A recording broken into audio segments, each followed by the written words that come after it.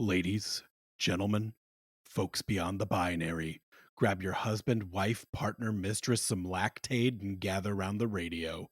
It's time for this week's meeting of the Erotic Thriller Club. Not rude or crude, he's always tastefully nude. In this hardcore world, he's a softcore dude. His antithesis, mysterious and dangerous. And oh yes, they've got all the sexiest movies out on VHS. So if you're fatally attracted to the racier stuff, Erotic Film Club. Basically, instinctively crave the salacious. Erotic Film Club. If you want a racy movie and you're too classy for smut, Erotic Film Club. We can watch them and discuss them all ad nauseam. Erotic Film Club.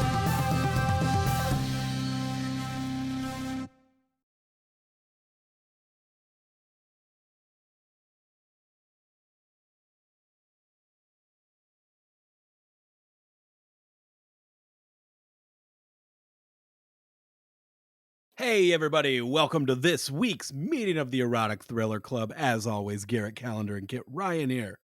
And this is where we answer the genre's three most important questions. Was I aroused? Was I thrilled? And would I ruin my life for this person? We have a special little treat for you here at the beginning of this episode, don't we, Garrett? We do, if you can believe it, we have been doing this dumb little show for one full year. 1 whole year!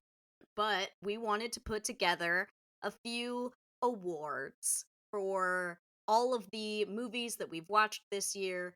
We compiled a list of nominees, and we would like to share that with you. So yes, welcome to the first annual Erotic Thriller Club Awards. If you're here for Babygirl, check the timestamp down below. I'll put where we actually start talking Babygirl. We just want to do a fun little thing before we get to that, just to, celebrate our first birthday here. Does the Erotic Thriller Club Awards have a name? Are we like the Hornies, the Fuckies, the Horny Stabbies? The Horny Stabbies is good. I really like that. But the Fuckies has a good ring to it. I don't want to that's steal from the Adult Entertainment Awards. Yeah, good point. I think the Horny Stabbies, the Hornies, the Stabbies. Let's workshop it. Yeah, we'll make sure it's more official for the 2-year anniversary. But yes, Obviously. this does only include movies we've watched in the first year of this podcast. So there are a lot of movies omitted, and a very big one as well. We need to start by explaining why we have left Bound off the list, and that is because we realized it would sweep every single category. Most erotic, most thrilling, most would ruin my life for either of those glorious women. There's just no way we could include it. It wouldn't be fair to everyone else. We think it deserves its own special award category or achievement. What are we, like a Lifetime Achievement Award for Bound? A Lifetime Achievement Award and the first inductee into the Erotic Thriller Club Hall of Fame. Thank you, Wachowskis. Thank you, Jennifer Tilly. Thank you, Joey Pants. Thank you, Gina Gershon. Thank you, Chris Maloney. I'm trying to think who else was in Bound off the top of my head. Everyone. If you were the lighting guy or, the PA for that movie, we thank you because if you're the toilet that guy got his head slammed into, yeah, you're in. We thank you for that. Absolutely. We're going to kick it off with the first award here. We've got Most Erotic Scene. We have seen a lot of parts. We've seen a lot of thrusting, but let's find out which ones really got us going. Our nominees are The Roller Coaster Fingering in Fear, Dream Threesome in Embrace of the Vampire, Car Sex in Revenge, Great Sex While Mom Watches in Arabella the Black Angel, Elevator Blowjob in Fatal Attraction, and the Rain Sex in 9.5 Weeks. And our winner is the Dream Threesome in Embrace of the Vampire. I believe this is the only one where afterwards I literally did have to leave and go have sex. Because it just put me in the mood that much. And no one else can compete other than Bound, obviously. That is a thing that Kit told me either before or after our Embrace the Vampire episode. I believe after. Mhm. That movie really did it for her. That Mhm. if the movie actually results in one of the co-hosts getting laid, that's Mhm. an automatic win to me. And that honestly, that was a banger of a scene. Absolutely. And maybe it was the earring, the one earring that did it for me. Garrett, would you like to go ahead with our next category, most thrilling moment? We have the dwarf reveal from Don't Look Now. An all-encompassing ghoul for body double. The merry-go-round in the attic from The Crush. Marky Mark in the peephole from Fear.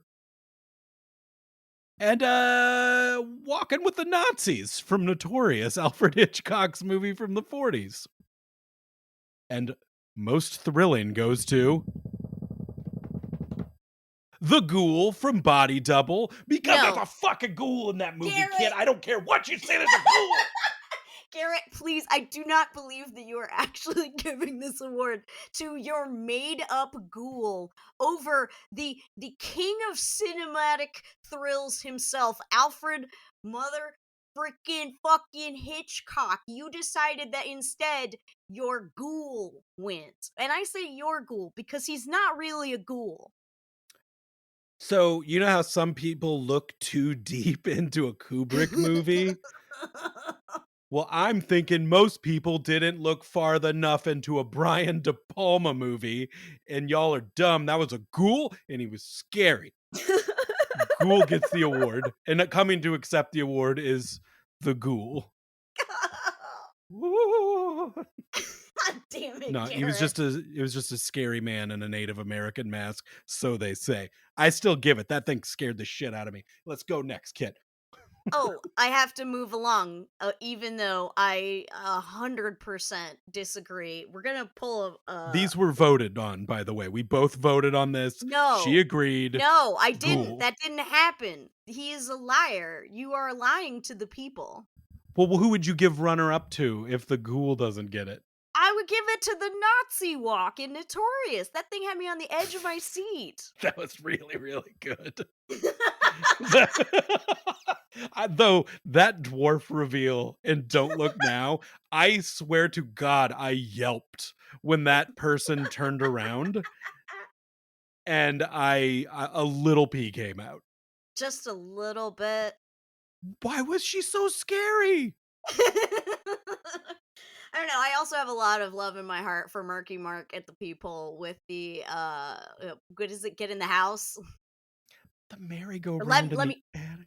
let me in Oh, that sorry. let me in the house. Let me in the fucking house. There it is. That's what I was looking for. And the Ah, merry-go-round, yeah, that was good too. I mean, like, listen, we picked all these because they're really good. Like, the dream threesome in Embrace of the Vampire obviously got my motor running, but like the rain sex in 9.5 weeks is chef's kiss, perfect. Would not change a frame. yeah. It's exquisite. Let's go on to our next category, the person I would most ruin my life for. We're dividing this up into two parts, a men and women category. If we had more movies with non-binary folks, we would put that in there too. Hey, shout out to directors out there, writers. We want some non-binary erotic thrillers. That would be really rad. We're ready. I'm ready for it. Get out there and shoot those movies. All right. Yes. First up, would ruin my life, men's edition. First up, young virile Affleck, Reindeer Games. Mickey Rourke, 9.5 weeks. Mark Ruffalo, In the Cut. Al Pacino, Cruising. Aged emotionally battered Affleck, Deep Water. And the award goes to aged emotionally battered Affleck in Deep Water. That is a handsome man. He wets his snails. He's rich. He loves his wife no matter what. And God, you're not gonna. I love Affleck. I've always loved Affleck. I mean, I can't deny that. Although I really am also a big, big fan of Al Pacino in Cruising. He is so beautiful in that. Those leather jackets. Mm-mm-mm-mm-mm. We'll let the listeners know it was very close. Like it was very close between those two. Though I think it's not fair how not close Mark Ruffalo was, considering he's the only one of these four men, five men that those are two different men, kid. You're Those absolutely Afflecks, right. those are different guys. Different guys. One has seen some shit. Yeah. Mark Ruffalo showed his dick in that movie though. Mm-hmm. And he deserves better. And Mickey Rourke Um, was just a babe. yeah, that's true too. All right. Woman I would ruin my life for. We have Alyssa Milano, Embrace of the Vampire. Oh. Kristen Stewart, Love Lies Bleeding. Ow! Charlize Theron, Reindeer Games. N- oh my god, are you gonna keep doing this? Sorry, I don't have to make a noise for each one. Natasha Henstridge in Species, and Kim Basinger in 9.5 Weeks. And our winner is Kristen Stewart, Love Lies Bleeding. 'Cause Garrett and I fucking duh. both agreed that absolutely 100% would take her home. Weird, horrible crime family and all. Yeah, I will if I have to marry into Bug Guy, I'm there. Mm-hmm. Yep, we'll There's do it. worse things in life than dealing with Bug Guy. Absolutely. And one of those worst things would be living a life without Kristen Stewart. Yeah, no, not worth it. Bugs, Mm-hmm. give them to me. Mm-hmm. Angry, All eat them right. with them. All right. Our next category is most unhinged crime. First up, we have dog gets yeeted out of window, single white female. Oh no, wasps in the dark room. The Crush. Cowboy Dick Chop. Annabella Black Angel. Brother-in-law gets jawed. Ugh. Love Lies Bleeding. And the Ghoul Drills. Body double. And the award goes to Dog Gets Yeeted into the Sun. Because, folks, it doesn't matter what happens to a person in a movie, but if you touch a dog, Mhm. everyone's deeply affected. And that puppy squished. It's so sad and so messed up. The Wasps in the Dark Room was a particularly inspired option, whereas Dog Out the Window seemed more of a spur of the moment thing, but in terms of sheer, like, absolutely too messed up to handle, the Dog Out the Window is 100% our choice. In one of those, a man's penis gets chopped off and we see it, and then a Mhm. detective eats a ketchup sandwich while Mhm. looking at it. Yeah. But that dog, very cute, got emotionally attached too fast. He cannot fly. Congratulations, single white female. All right, our next category is best friend. And the nominees are Ted from Cruising, Gay or Not Gay Gary from Fear, Graham the Neighbor from Single White Female, Joey Pantoliano from Zandali, Lisa Kudrow, Dance with Death, and Jennifer Jason Leigh in Single White Female. Your And best as friend till the end. best friend till the end, nobody deserved her, but I am in fact going to give the award to. Thank you. Gay Not Gay Gary from Fear. Just a good guy. He's so good. He doesn't deserve what happens to him. He stands up for his friend. He gets the shit kicked out of him, and he still is ride or die. Love that guy. Mostly die. Die real bad. Yeah, Gary, if you remember, we're saying gay, not gay Gary, because in an earlier version of the script, Gary was written as a gay man. They took that out, but some of it still kind of lingered in a way Yeah, that you you're can like, sort of still tell. but yeah, it was kind of an ambiguous situation with Gary, but fuck a sweet man. That is a list of very, very nice best friends. We do gotta give Lisa Kudrow the shout out, though, for as the reporter is on stage for the first time stripping in Dance with Death, Lisa Kudrow, like the mom in Mean Girls, is Mhm. standing in the audience, like, reminding her, like, Top off. Take the Top top off. off. Spin, spin. Twirl, twirl." Fuck, that was dumb. She would be the best friend in the Mm. category. All right, we're gonna close it out with this one. The They Deserved It award. Somebody was doing either shitty, doing some dumb shit, and they got what they had coming to them. First off, we have the author driving away while sending an "I told you so" text at the end of Deep Water. Car sex resulting in being paralyzed, Arabella, Black Angel. Billy Zane getting double crossed by Laura Palmer in First the World, Then the Fireworks. Carrie Elways gets his car fucked up in The Crush. And Tom Cruise gets scared in Eyes Wide Shut. We didn't pick a winner. Well, you're just gonna have to decide. So on the fly right now, I have to choose which one of these. Yeah, you do. Which one is the most deserved? It's car sex, Kit. It's car sex. Woo! That guy was not looking at the road. He's going No. so fast on a windy road. What did he think was going to happen? Yeah, and it Oh, is a much worse sin than texting while driving that the deep water guy was doing in terms of like what were you thinking? that is funny though that he died because he was sending his wife a text like, "I told you he was bad and I figured it out." But I realized I don't think it was car sex. I think he was getting roadhead and he laid his head all the way back and closed his Yes. eyes. Yeah, he's so stupid. He 100% deserved it. What the fuck? Dumb, dumb, dumb. You get the award. You deserved it, even though in the end you turned out not to be paralyzed. Well, he And was paralyzed for a while, I guess, and then he got better. Look, it doesn't matter.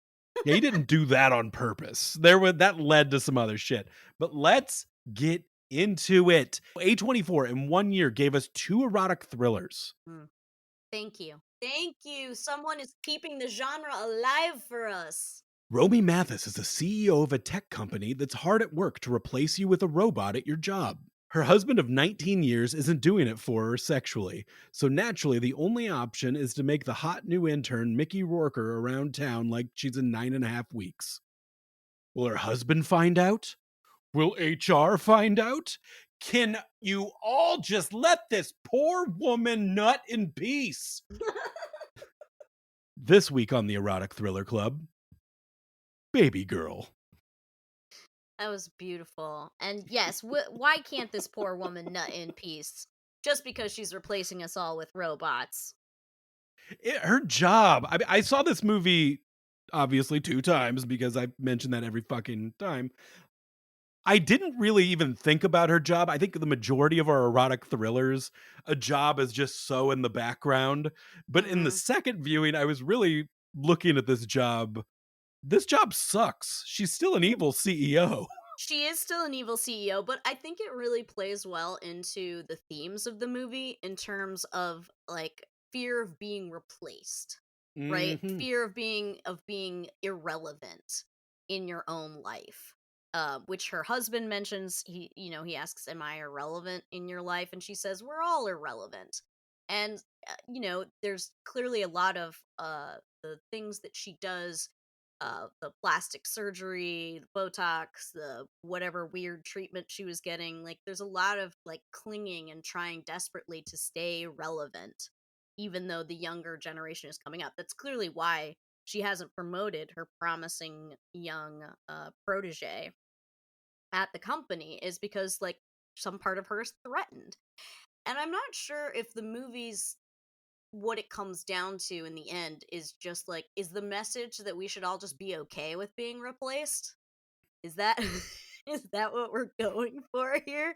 Because that's kind of how the movie wraps up.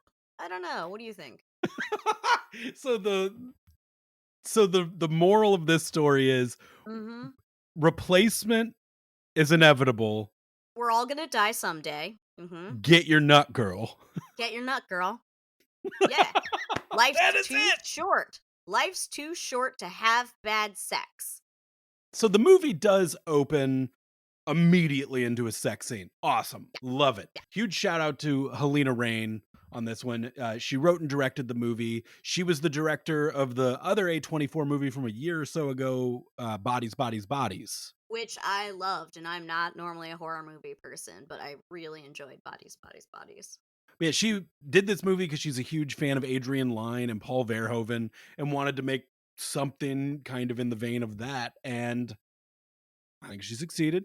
The movie is an erotic thriller. I think that is maybe a little debatable, but I love that we opened with the erotic. Like there's thrills, but it's There's definitely thrills.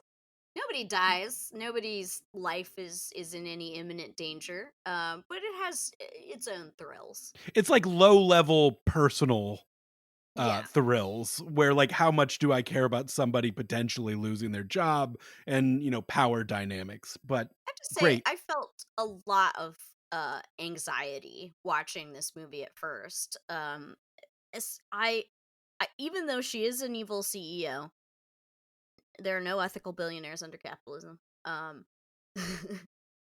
There was a part of me that was so anxious that they were going to make fun of her. That the movie was going to essentially be laughing at her for being an older woman who has desires and kinky desires at that. And I really, really didn't want that to happen. I didn't want her to be publicly humiliated. Either that it even if it didn't include the audience laughing at her, I didn't want to watch the smug assholes in her office treating her like shit for this. I foresaw so many ways in which this could go so badly, and I immediately felt for her, you know, even though she's Ice Queen Nicole Kidman, you can tell that a lot of what she's doing is built to have this perfect image of the female CEO who has her whole shit together, perfect family, perfect husband, perfect life, perfect company, right? And you could see the self-loathing at the core. And I did not want that to go badly for her. I didn't want her to get embarrassed. And so I feel like in that way the thrills really were there for me. That's awesome. I love that. I love when a movie can work, differently for everyone else. And maybe that is just me watching it from a dude gaze. Yeah, I feel like a dick now, Kit. Oh, sorry. We see them having sex. We see her having sex with her husband. She walks away. It's almost like we get that same shot from Eyes Wide Shut, which, once again, this is as much of a Christmas movie as Eyes Wide Shut is. There are Christmas trees in so many scenes, and you know what? I don't think they use the same strand of Christmas lights for all of the trees. So, hey, clearly Maybe we've better done than something there. Coobs, yeah. Maybe better than Coobs. But after they have sex, which it did seem like she had a fine time until she walks away naked down the hallway, gets a little dressed as she goes down, logs into her laptop, lays on the floor, and masturbates to pornography. Hmm. So we see like she did not get off during that. She did not have a great time as it appeared. A24 gave us two movies. I have a question for you, Kit. Yes. They gave us two movies this year. Hmm. They gave us two erotic thrillers where the lead character lays face down to masturbate. Hmm. Is that a common position for a lady to masturbate in?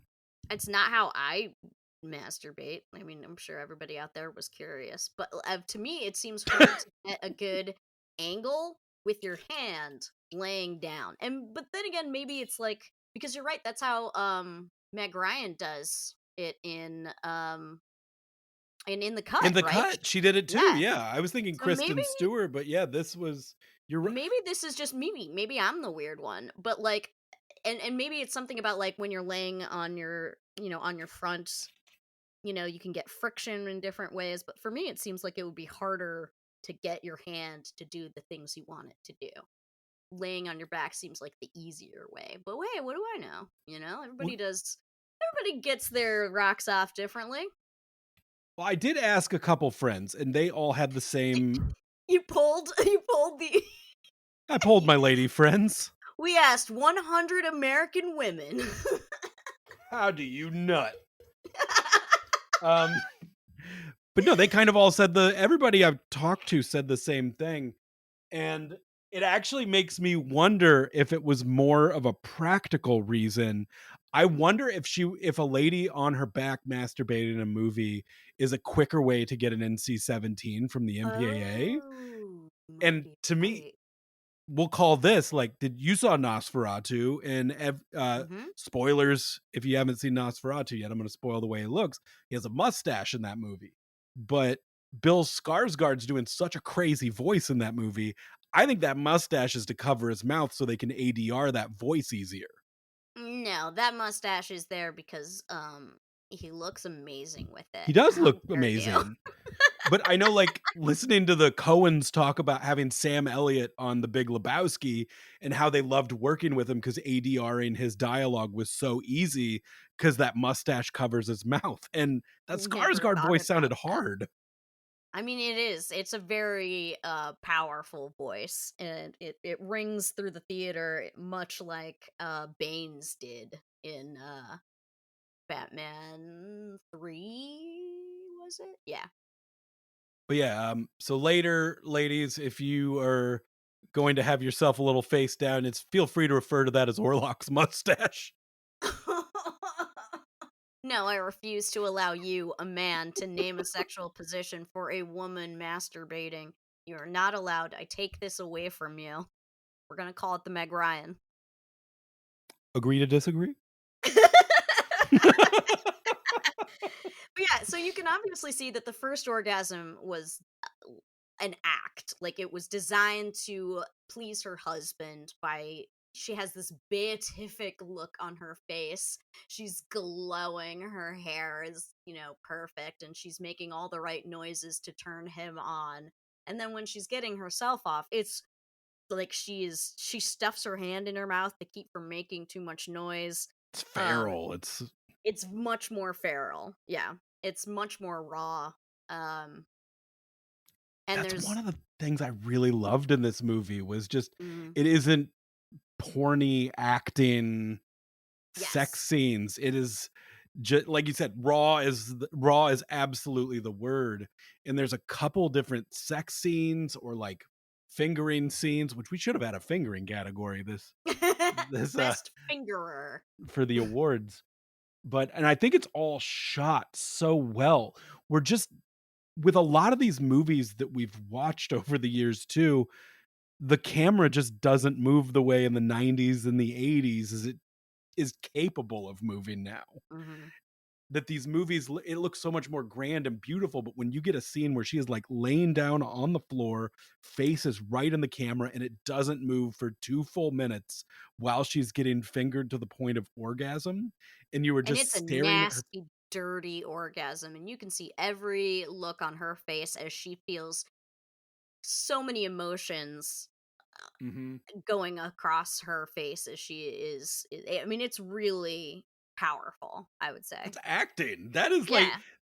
that's the Oscar moment, is a scene like that. It's so Is that what you want real. them to play during the Oscars as the little clip for Nicole Kidman is just her coming on the floor? Helen Mirren and meh, meh, meh. And then it's like, "You will Viola never know." Davis. Yeah, and then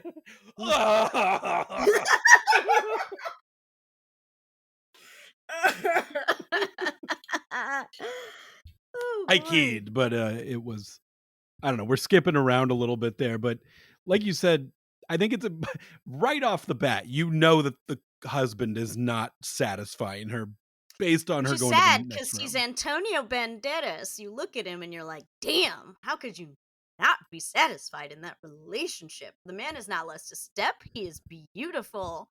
He is aging so gracefully. But apparently he's got some old fashioned ideas about women's sexuality, we find out.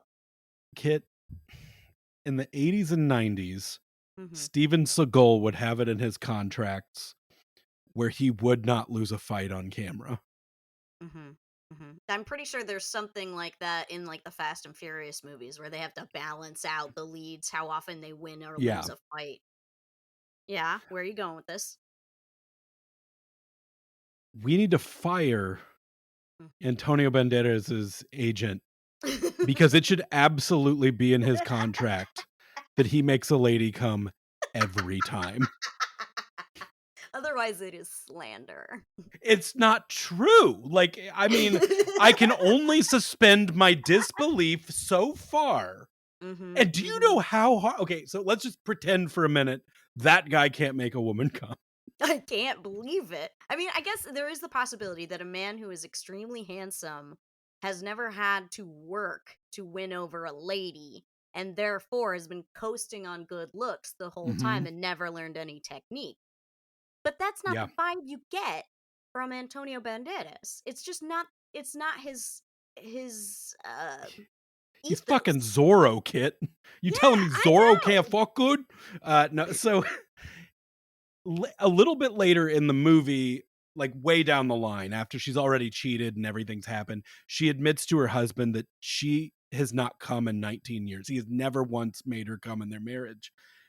And if you want to see acting as good as her masturbating, a man who only knows that he's the sexiest guy ever, Mhm. finding out that he's an adequate lover, and Mm, the shame and the like confusion and the that also is acting. And I think we throw Antonio's that in absolutely. his reel when he gets nominated for this too.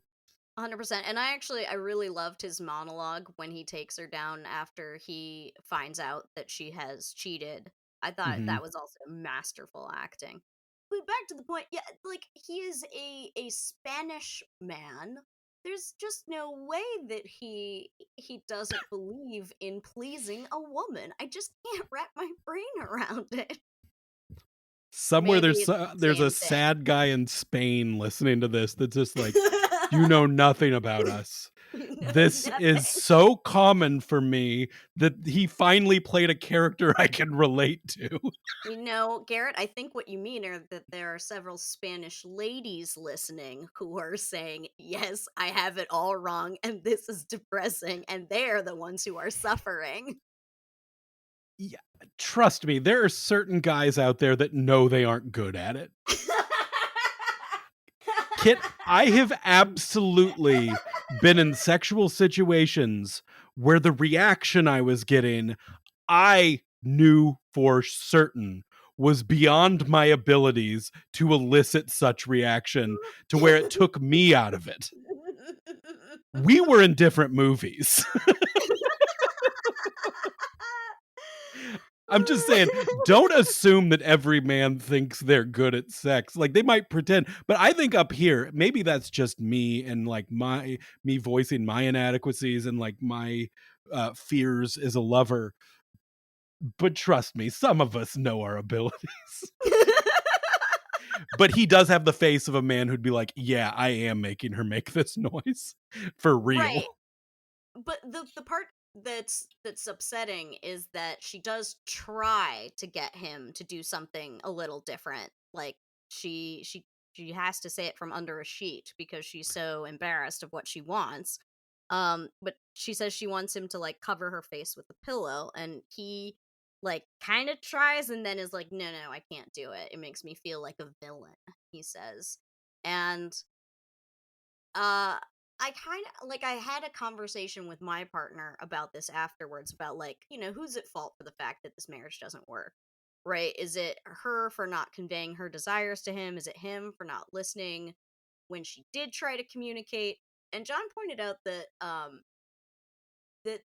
there's the real problem is that the best time to tell someone that you are into some kinky shit is not while you're already having sex, uh, because that is when the man is or partner, whoever, is most vulnerable, right? Like they've already made themselves vulnerable by initiating sex, and then you start critiquing their sex, and that's gonna hurt more. They're gonna be like, wait, what? What do you mean? The conversation about, like, hey, I think I'd like to try something different tonight should happen like when all clothes are still on so that no one is feeling particularly what's the word I'm looking for? Like vulnerable, I guess is the word I'm looking for. That no one is put in a precarious position while you have the conversation. So, well, that might be most ideal. Mm-hmm. I do see where when you're Mm-hmm. both half naked, it feels more opportune in a way that, Absolutely. To but be you're like, right. It "Ooh, let's try this," but I'm just saying, I can see that that is both a thing that you would really think would be the best time to talk about it, but is actually not the best time to talk about it. I guess like that moment though seemed it was very real. Like there are definitely like significant others I've had where like you kind of know what each other like quickly, where like a conversation happens fast.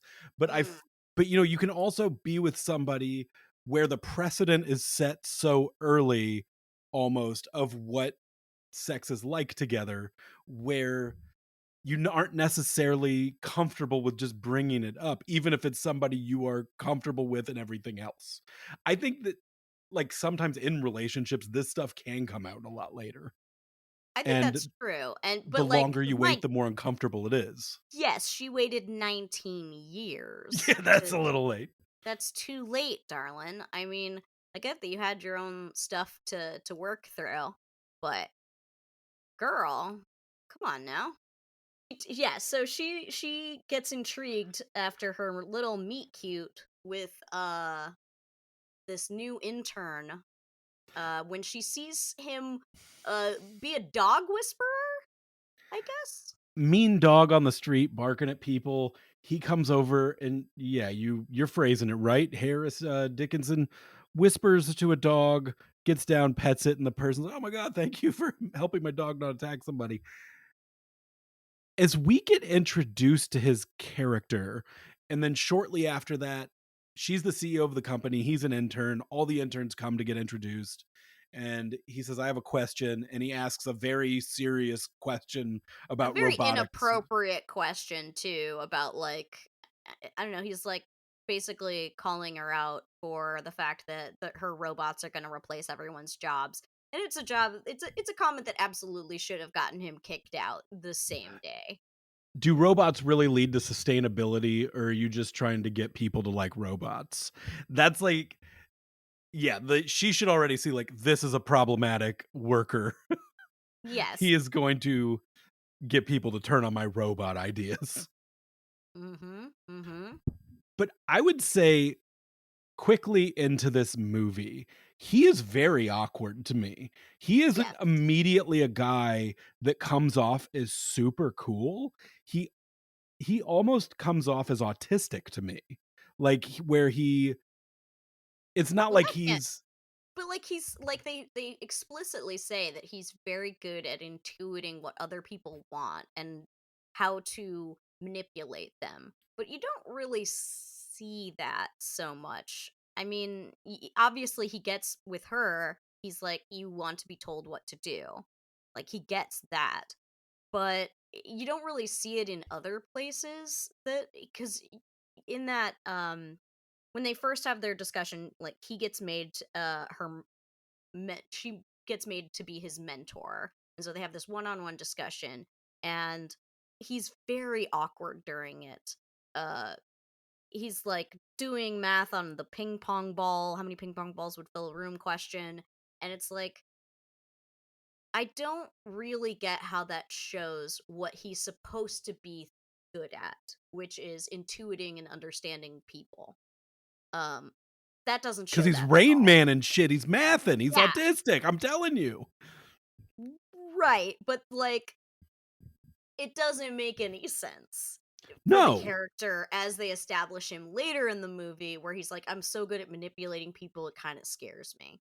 Which is like a real and interesting thing they could have delved into with this character. I do think he's one of the thinner characters here that doesn't get explored deeply enough. I would love to know more about him and, what he's getting out of this relationship and why he's attracted to this particular dynamic and what his interior life we really don't see all that much. Yeah, we do like one moment we get a glimpse into his past is him showing up to her house and he's already sitting with her family eating breakfast and kind of talking about his dad and where Classic he fatal attraction type thing. You show up, but he's already in your house.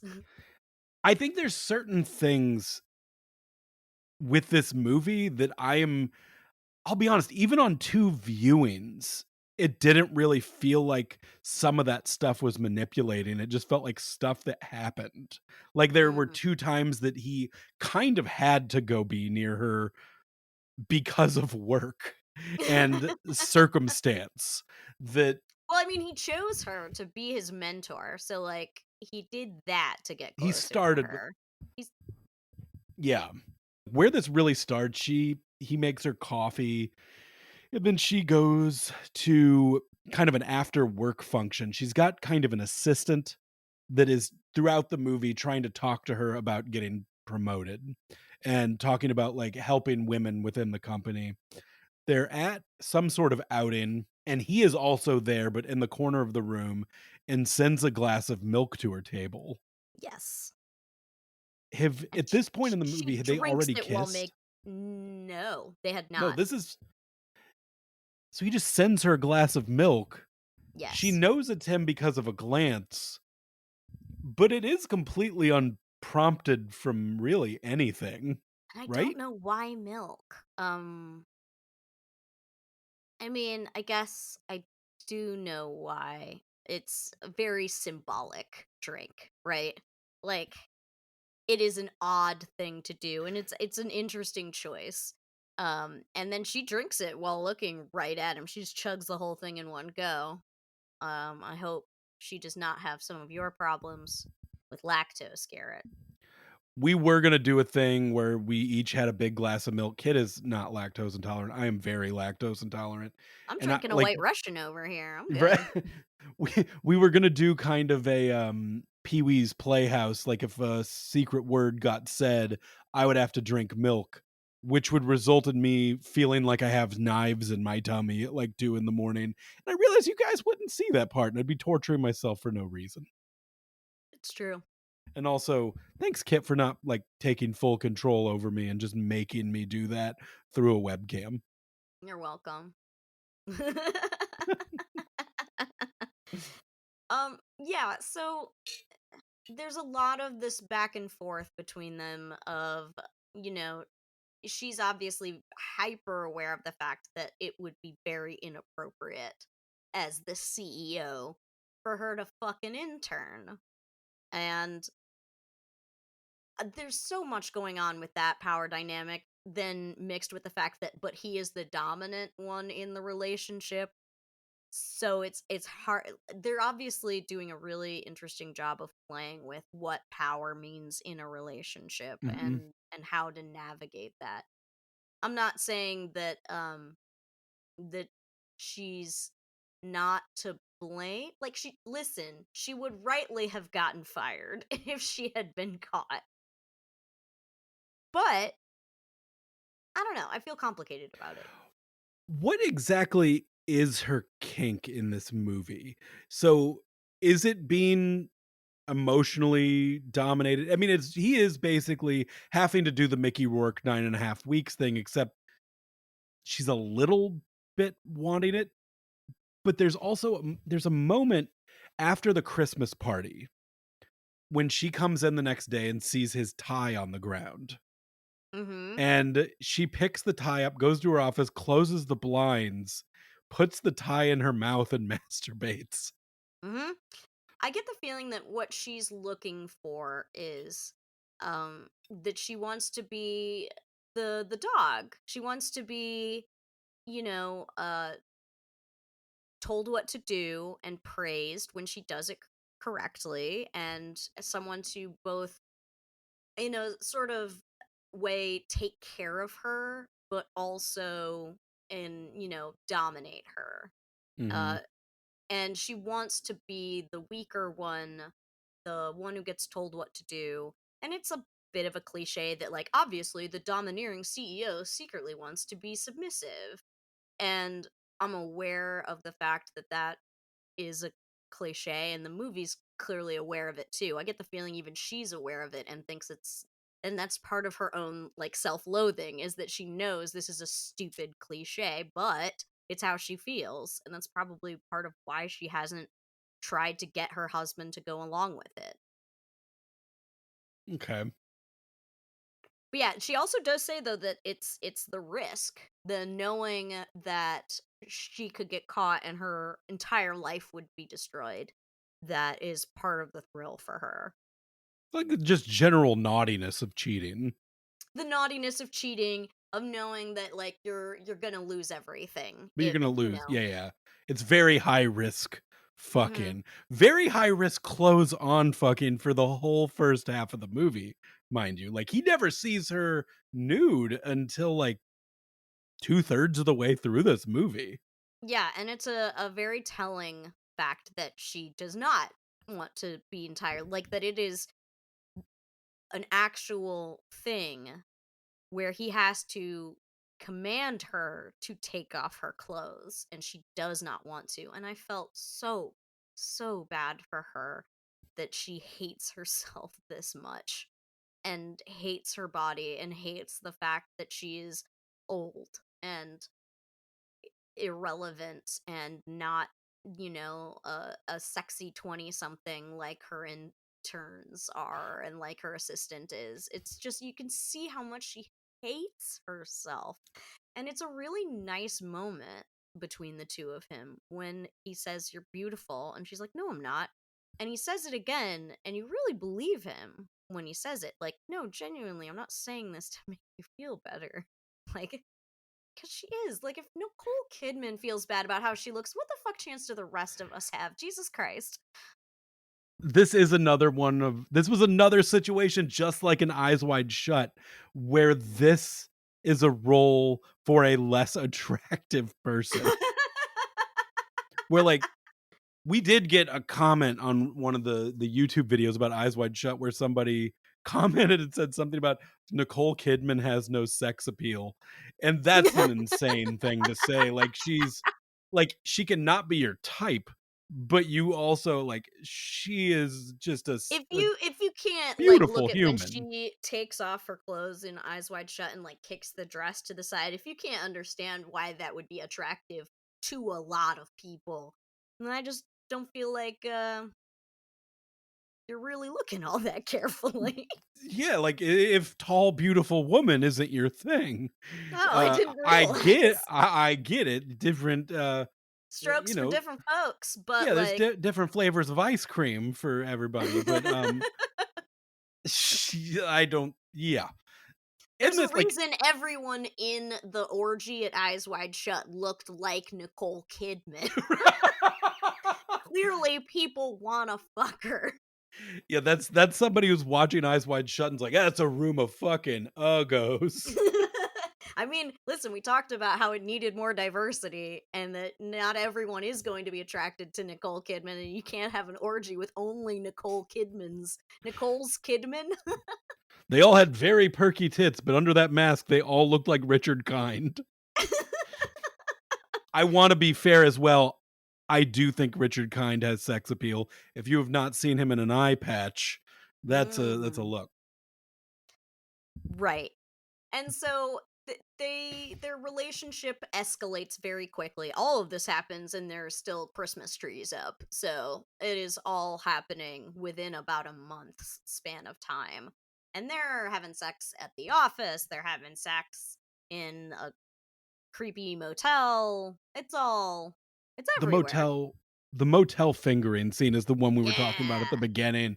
Like, I mean, I didn't time it while I was in the theater, but it is, and I didn't really appreciate it as much the first time, but when I sat there and realized like, "Oh my god, I'm really taking this in as one shot, one camera Mhm. sitting on the floor directly in front of her face, and all I'm seeing is her face and kind of blurry in the background, his hand Mhm. going in and out of her from behind." Uh, where she's essentially getting exactly what she does to herself, but from another person, which is Yes. the best case scenario for you. Obviously. Yeah. Yeah, that scene is front runner for best sex scene of the year next year on this Yeah, show. I mean, we'll have to come back to it. But yeah, and there's a lot going on with him too, in that he's clearly not immediately comfortable with what they're doing. You get the feeling he hasn't been in a relationship quite like this before. He like breaks character and or kayfabe or whatever a couple times, Appreciate it. and thank you. While he's giving her orders, like he's like kind of laughs a little bit. He's not immediately comfortable with the idea. Um which works and doesn't work. It's very realistic, it's very believable, but I don't then see why she was attracted to him for this if he doesn't have that kind of quiet, controlled uh feeling to him that like Mickey Rourke had. Yeah. Yeah, I don't know, I never really got I mean, obviously, he's with a beautiful lady, and that's why he's doing that, but so many things he did at the beginning were just risking this internship For in not hopes really much for of a no real reason. Well, okay, reason? but, like, that just adds to the fact, like, yeah, he's an overconfident 20-something idiot. He's He a is a white fucking man. idiot.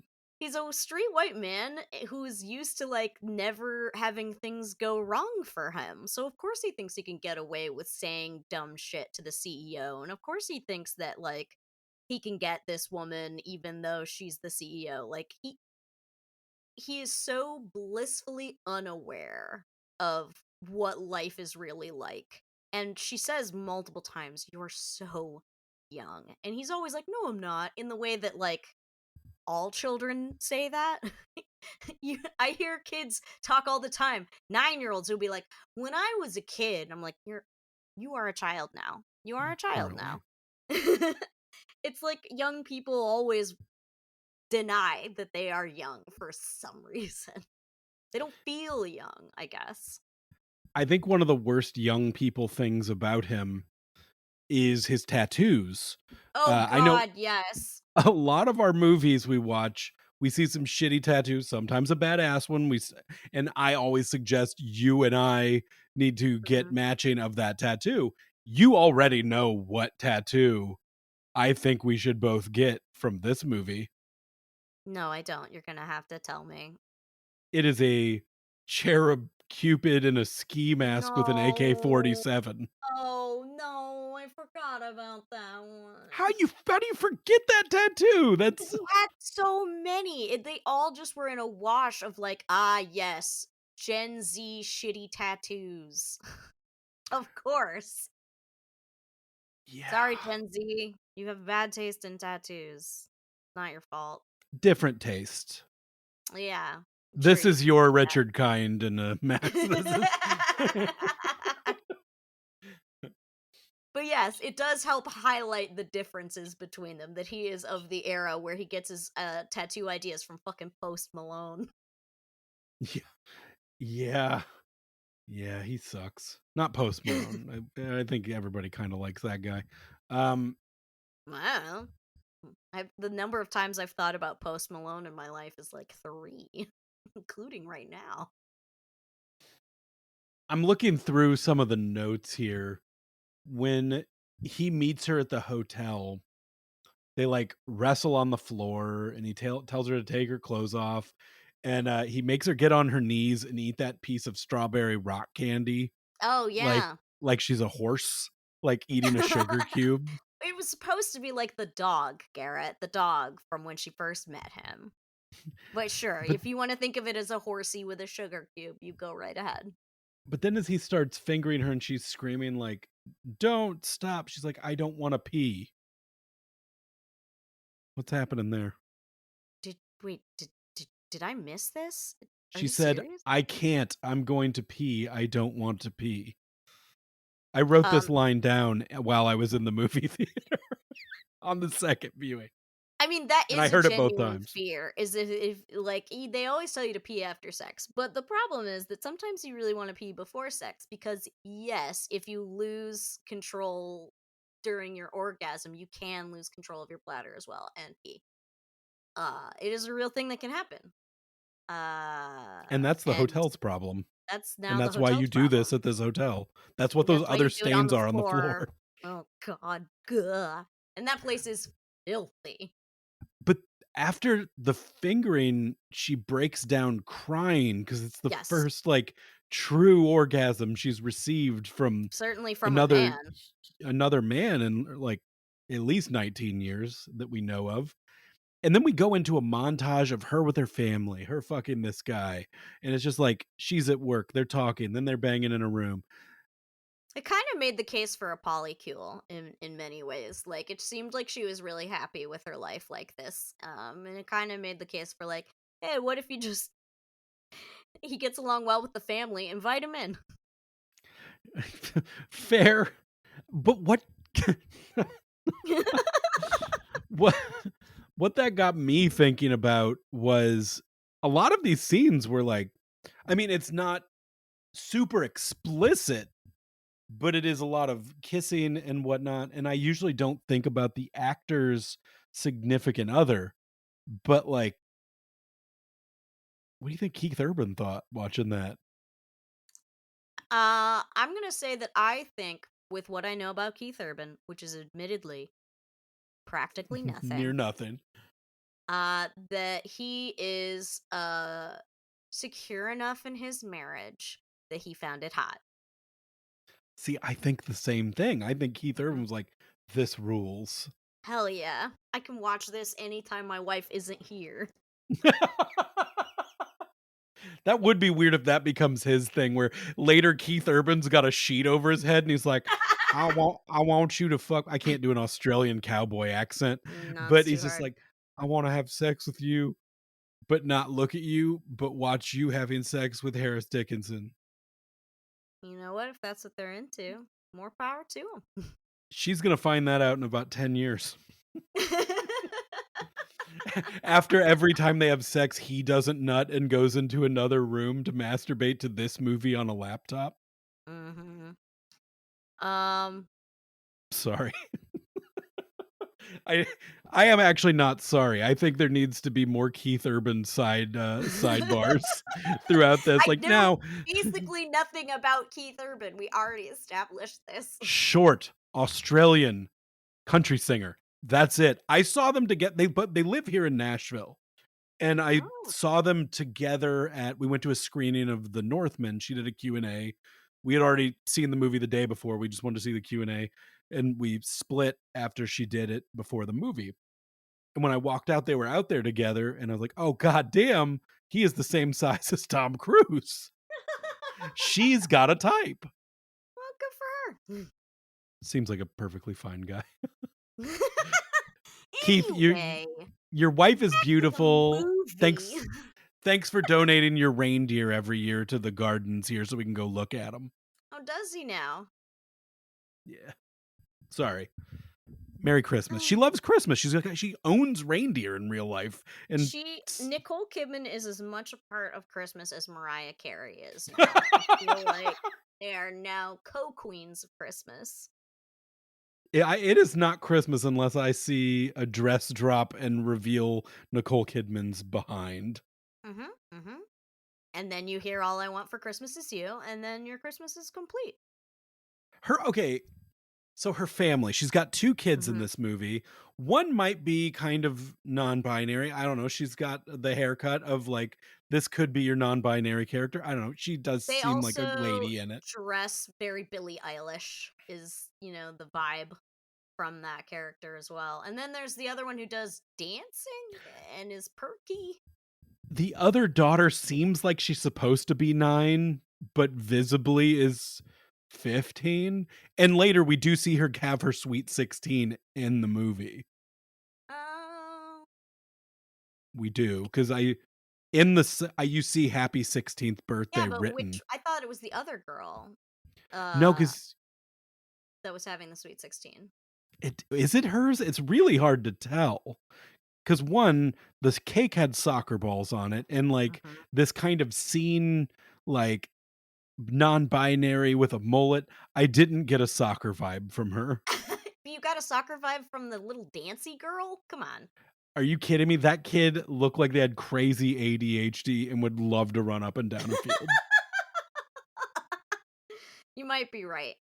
Either way, scene kid, as I think we will now refer to them, Fair. or mullet kid, scene kid, It did, yeah, they have like a very trendy mullet, yeah, is also cheating on their girlfriend.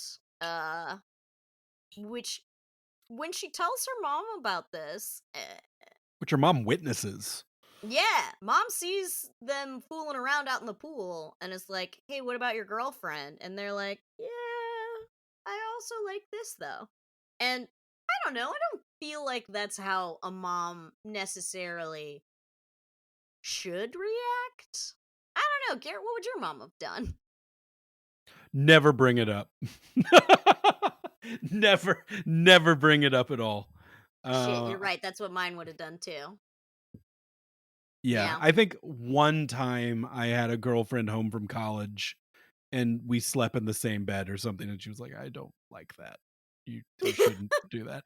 And I think that's maybe as far as any sort of conversation like that ever I love would have that happened, yeah. for you. Did you get a sex talk from your parents, Garrett?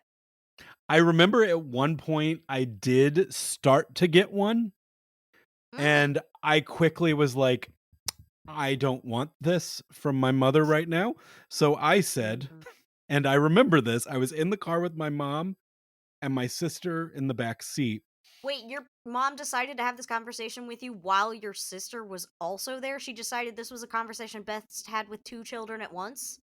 I might have not, like, honestly, I at this point, because my sister and I are 4 years apart, so I might have been a senior in high school, I might have been a junior, like, it is well beyond maybe, anyway, it Way happened too late. way too late.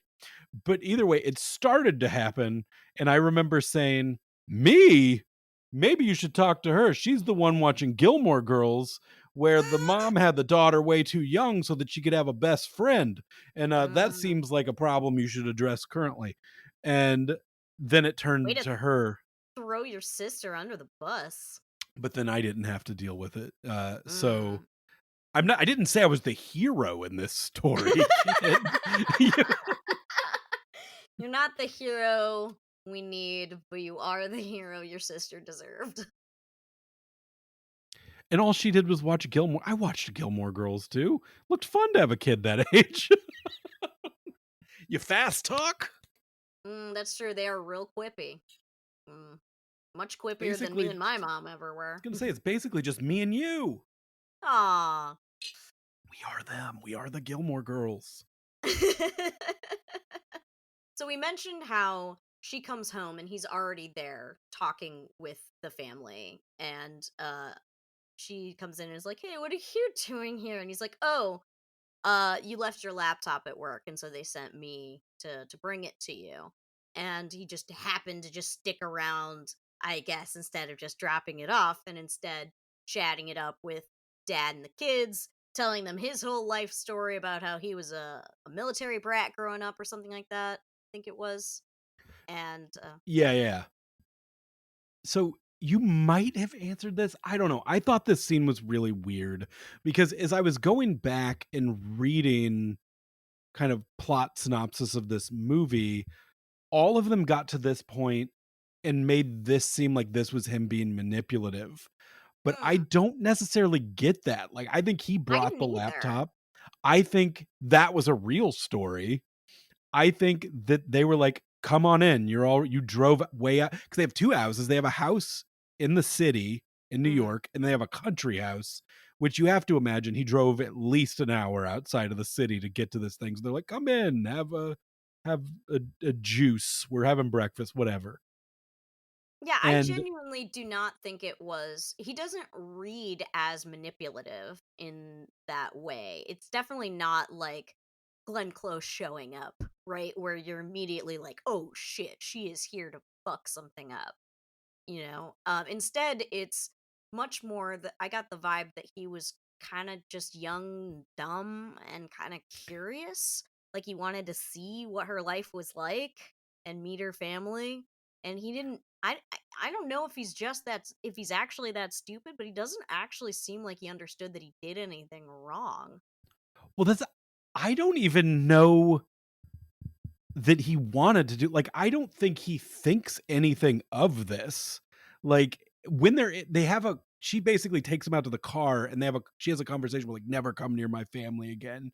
And he And he describes their relationship as he's like, "I just kind of look us at us as like 2 kids playing." Like, I don't think mm, he's not in love with her.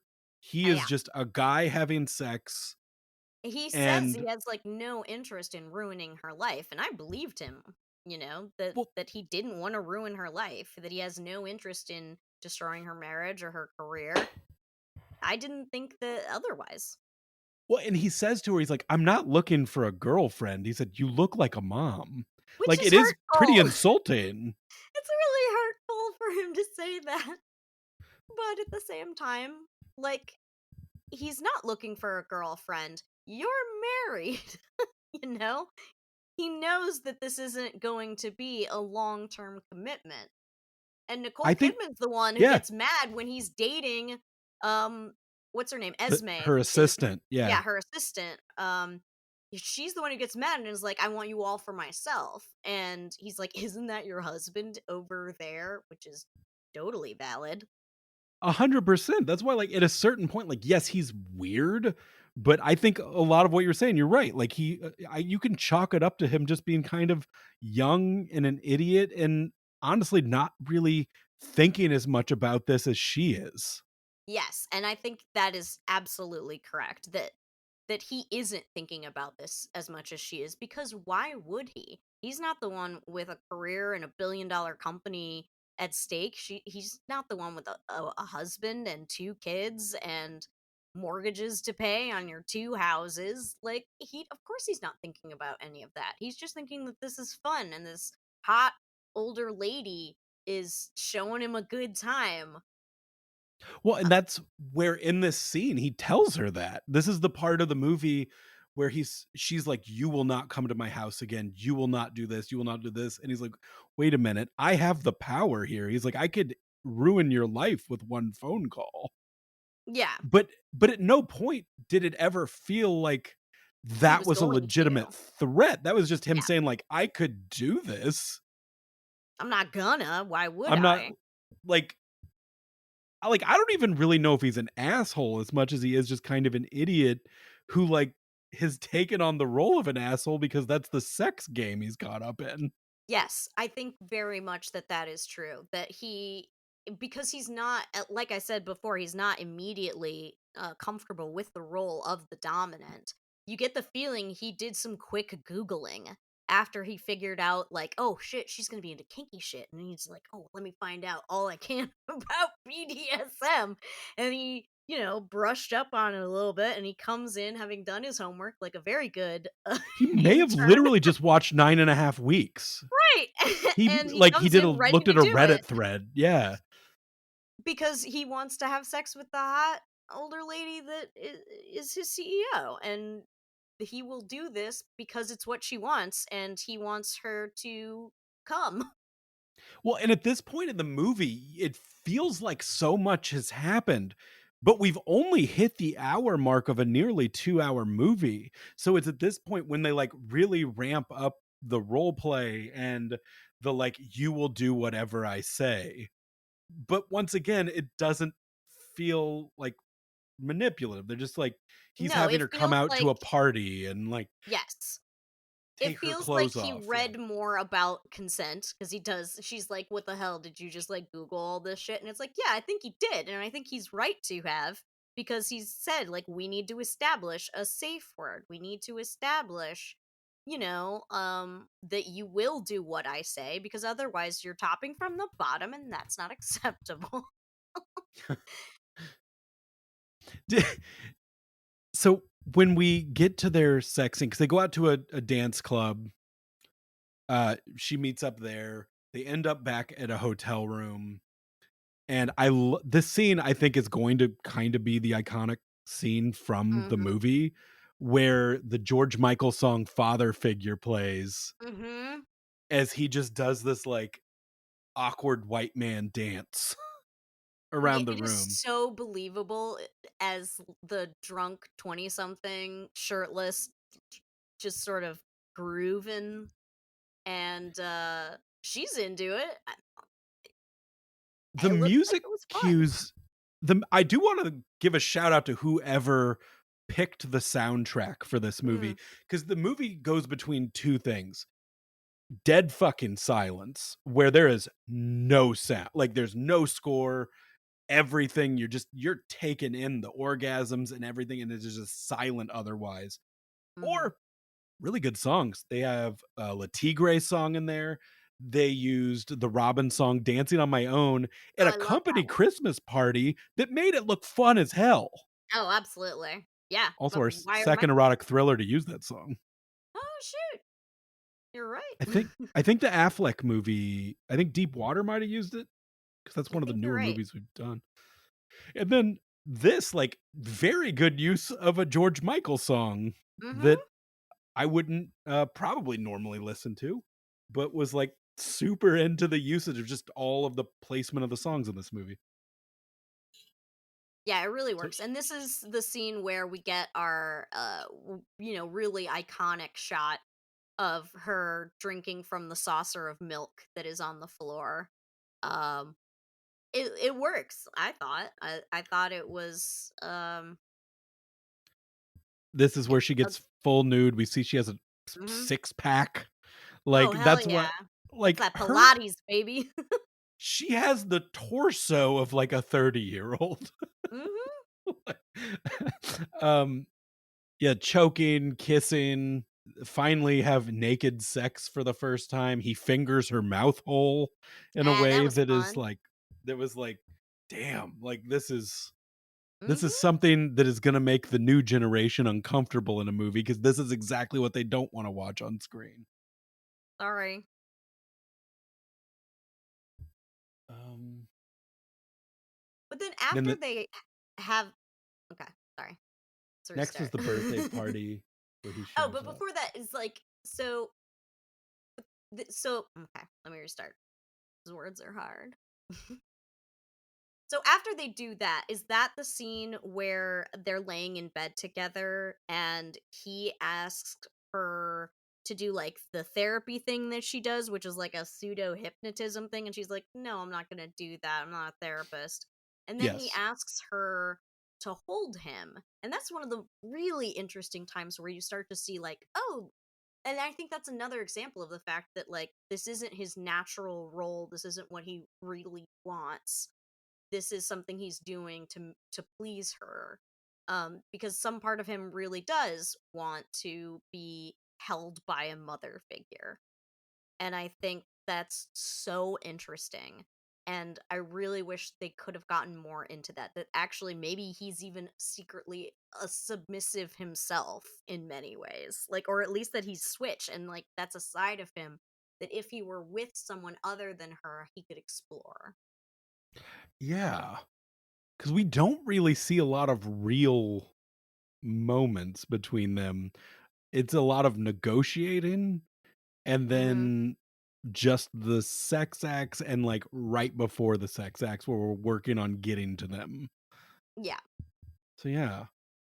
Um, sorry, we because it's our birthday, I have been drinking a little bit, and a thought just popped into my head of something that's mentioned at the beginning of the movie by her assistant, that is an odd moment that never comes up again, about Hmm. her history and where she came from, Oh, the and how she cult? was where she's raised in cults. Yeah, and that does come back when she's talking to her husband when when it all comes out and she's like maybe it's because of how I was raised and like the trauma of her childhood is why she has these desires. Um and it is so bizarre that it is just like tossed off like, "Oh, by the way, she was in a cult." What? What do you That mean? Yeah, that felt huge, where it, like, almost ended up feeling throwaway. There's a couple moments that end up being a little throwaway too. Her husband is a theater director, like, on Mhm. Broadway, and after the first time she cheats on him. Or maybe she just kisses the boy or whatever. She's feeling guilty and she goes to visit her husband at the theater, and he's feeling awkward about, like, he's like, "Whoa, what? You're here?" He said, "The last time you came here was 1987 when you thought I was cheating." Yeah. Yeah. Which goes to show some of the fault lines in the marriage, right? That she's clearly not you know, taking enough of an interest in his work or supporting him Yeah. in the way that he supports her, that clearly he is irrelevant in her life, just like he was afraid that he is. And at the start of that scene though, just because, we like to talk about Pepe's gun, uh it did start with a lady shooting a gun, like, right down the barrel of the camera, and I don't even know at that point if we knew he was a play director, and we're just on stage with that gun shooting. So, my brain kept thinking, like, he does have access to a gun, and I feel Mm. like that was a reminder where as the movie gets further down, where we do hit the climax of this movie, the potential of danger was still there, even though it goes more in a humorous direction. Yeah, so we should get to how this all comes out, I suppose. So next is the birthday party where he shows up to my super sweet 16 with the assistant as his date. Nicole Kidman kind of freaks out. She wants them all to herself. They break a plate when Esme walks in as they're fighting with each other. And it's pretty clear that she understands immediately what's going on and that Yeah. Nicole Kidman's going to be in trouble. And once again, a thing like multiple things I read made it seem like this scene was him being manipulative, but I could also see like he's kind of dating her assistant or whatever this lady's job is. She invites him to this thing. I get the I don't feeling that he wasn't even going to be invited to this thing, that she was. Like she yeah, invites her yeah. assistant to come to her daughter's birthday or whatever, and obviously she's like, "Oh, I'll bring the guy I'm dating who also works at this company. It'll be good for him as an intern to get more, FaceTime with the boss. This is great for his career. I'm doing him a solid. What is he gonna do? Say no, I'm not gonna come because I'm also having sex with her, and she'll get freaked out if she sees me. Yeah, and she literally That's not does gonna work. say she does say in dialogue, like, "I hope that's okay I brought him." Like, "I Yeah. know, like, you invited me, I hope it's okay I brought him." It didn't give the vibe of he asked to come, you No, know? there's no. I didn't get any vibe of manipulation there, and he is allowed to date her. He's like And she's married for God's sake. yeah, yeah, yeah. I feel like a lot of people have been in that situation though, where you have a partner and there's another person that you're interested in that isn't dating anybody, but deep down inside you're like, "I don't want you to ever date anybody." 'Cause I want you to live constantly mooning over me. yeah, I've never done that. No, but I understand the feeling. I get it. No, no, no, like, at least like a smaller version where you're like, "Oh, man, well, I am with somebody, so that makes sense, they're allowed to." But you were my backup option. But yeah. In You case this you were marriage plan didn't work B. out, you were Yeah. my plan B. I was expecting you to stick around forever. You exist on this earth to be my plan B. All right, so the assistant comes to her, and this is a fascinating scene all on its own, Mhm. where she's like, I need to talk to you about this. I know what's going on. I have no interest in destroying you, but you have to stop this. This if I found out, other people are going to find out. It's going to ruin everything. They're one of the only female CEOs out here. I need you to be the better version of yourself, the version of you that I can look up to. And I don't want you to give me a promotion just because I have something I can hold over you. 'Cause I have, again, no interest in destroying you. I just need this to stop. And I need you to actually finally give me that promotion that you've been talking about forever, just because that's what I deserve. And Yeah. it works. Like I bought it. This is to me the start of the 3rd act sticking the landing on this movie in a way that made it a better movie. Absolutely. I think Uh, the whole 3rd act elevates this movie in mhm. a way where I didn't not necessarily enjoy the 2nd act, but I didn't feel like I was headed towards a movie where I'm like, "Oh, this is a good movie. Like, this is a movie I'm gonna tell people you should see." But the 3rd act bumps it up that extra little step where and this is absolutely the start of that for me, Yeah, the where way this she's like, gets "Help revealed is women so do th." Yeah. interesting, that she's like, "You need to be a better person, be the badass female CEO we need you to be, and stop fucking an intern." And it's kind of the wake-up call that she needed, you know? Stop And doing dumb man shit stop doing and be dumb my man fucking shit. hero again.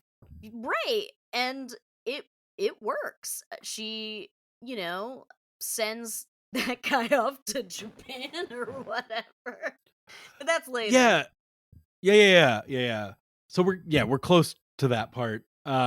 But she confesses to her husband. She realizes that she's Because gonna have to do this. She's because gonna this have to meeting tell is at him. her house. So Yeah. she's been told this in her own living room. Assistant fucks off after that, and she is sitting distraught with her thoughts in the living room. Husband comes in and she spills the beans. Well, partially spills the beans. She Yeah, can't bring herself to say, yeah. "It's that guy you met, and it was multiple times." Instead, she says, "It's someone you don't know. It was one time." And Oh, she it's so tries more upset. Yeah, it's a soften the yeah. blow that's a Mhm. huge lie. Because if Antonio saw what happened to her, Oh I god, don't it'd know if be he'd so ever much recover. worse. No, he would never recover from seeing that shot of her face as she's laying on that filthy motel floor. Not like Keith Urban giving himself a self high five where he's just like he's like, "I'm gonna write a song about this that CMT can never play. This is for Never. Keith."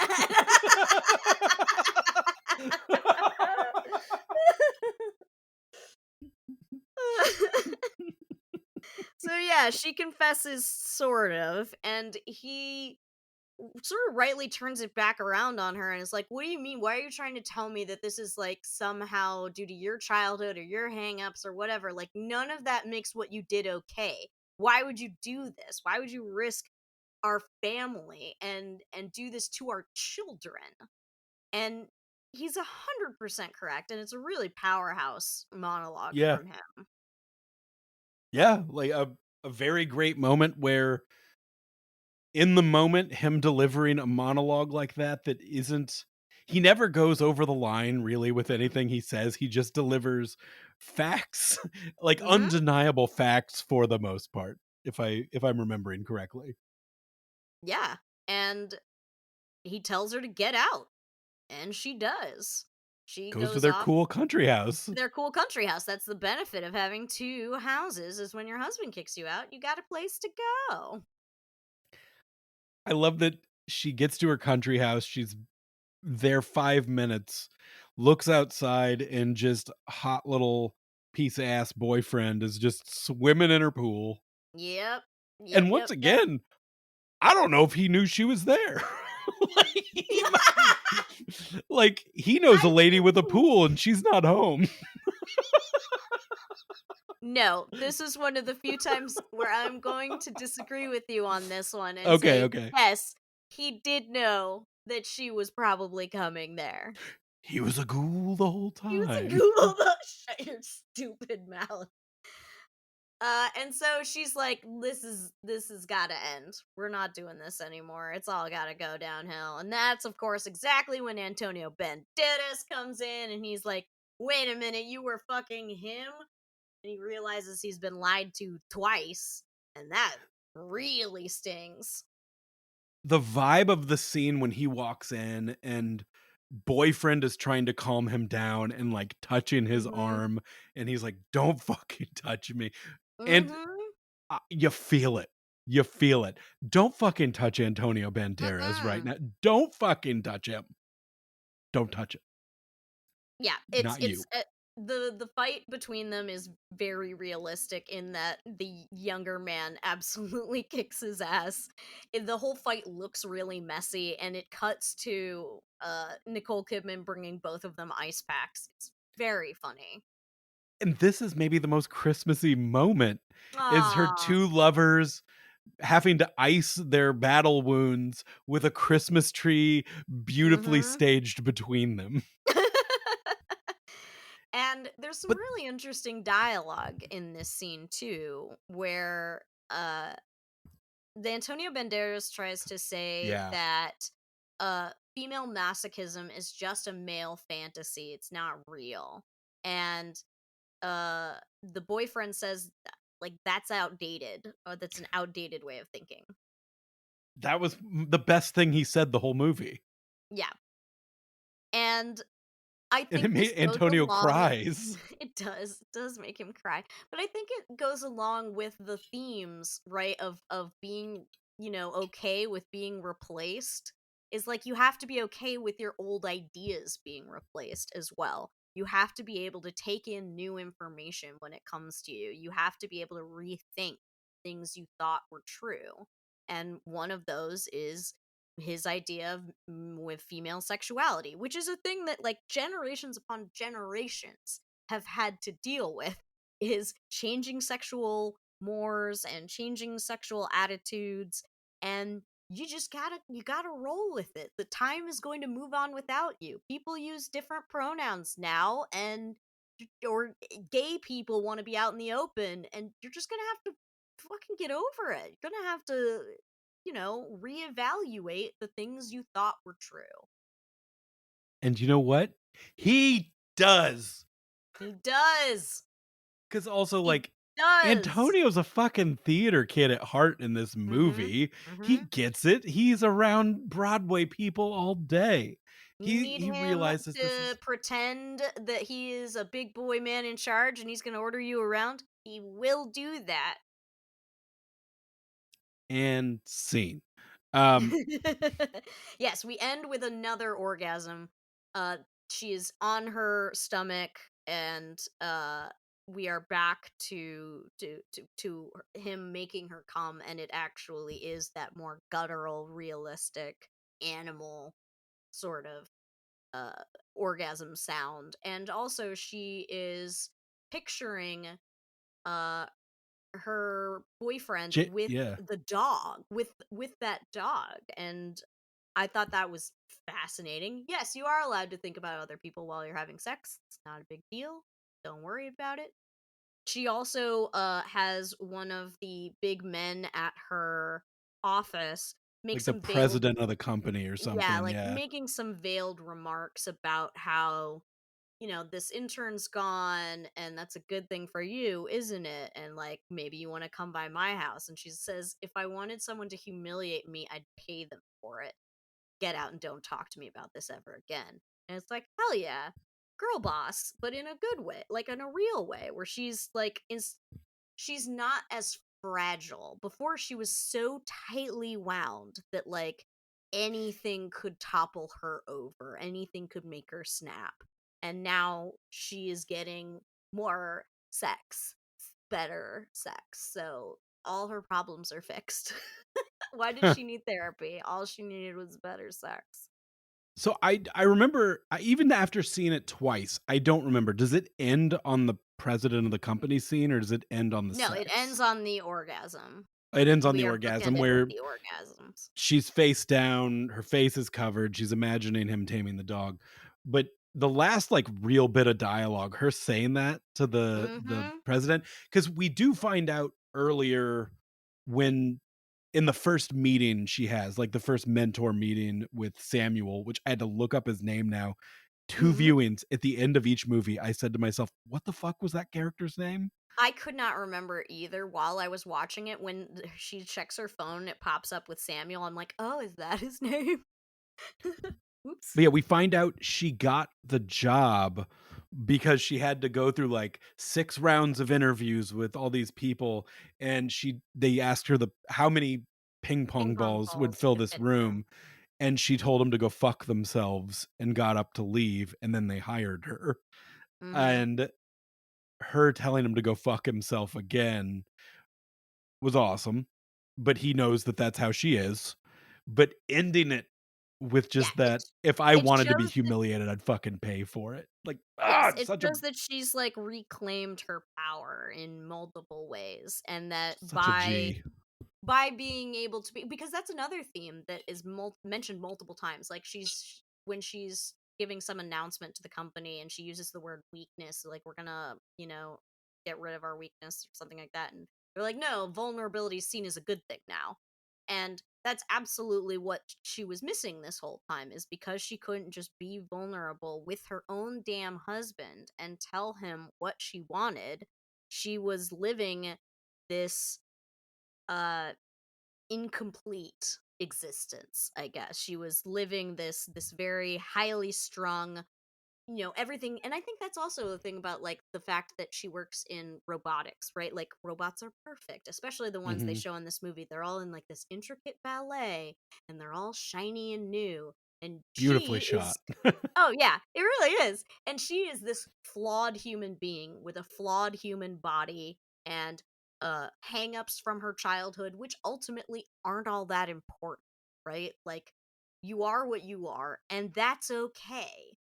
And she's most powerful when she can accept that about herself that like yes, I don't have the body of a 22-year-old and I have these sexual desires that may come from some trauma or may just be what I'm into. Either way, it doesn't really need to weigh me down, you know? Yeah. Man, the discussion that came out of this movie is I don't think what either of us would have expected to get out of a movie like this. Yeah, And absolutely. if we can keep getting this level of erotic Yeah. thriller for the next few years, like people who grew up on the movies that we're watching making their own now is such an Yes. exciting time, especially when it's Yes, such a because competent filmmaker. yes, absolutely, because then they can comment on the tropes of the genre, right? Like you can have him show back up at the house in a moment that seems like it could be Glenn Close like about to invade your family, but it's not. It can play with your expectations. You think everything's going to come tumbling down, but actually she's stronger and better off at the end than she was at the beginning. And I'm not saying that like she's allowed to be flawed in such interesting ways too. And I find that so refreshing. I feel like I don't give a shit if people are like, "Oh, well, she's doing a bad thing by fucking an intern." Of course she is. Yes, she is doing a bad thing. She should not fuck an intern. But I don't need characters to be perfect. I don't want them to be perfect. I want them to do things that are heinous sometimes and learn from it. That's what being human is. Like movie is all about the ways in which we are flawed fucked up people who make bad decisions sometimes, and that doesn't mean your life needs to be ruined because of it. Which is so the opposite of every erotic thriller from the 90s and 80s where it's like, you fucked up, your life's ruined, goodbye, good night. You and everyone you know will die. Your It's bunny, yeah, we dead. Your dog, dead. Your best friend, dead.